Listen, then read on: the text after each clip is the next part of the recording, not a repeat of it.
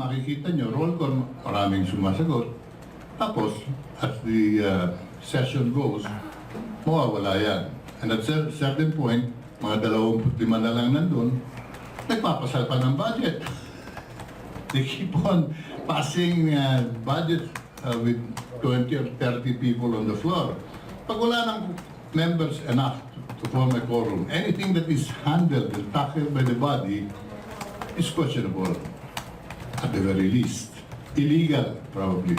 Okay. Because hindi inaprubahan ang quorum.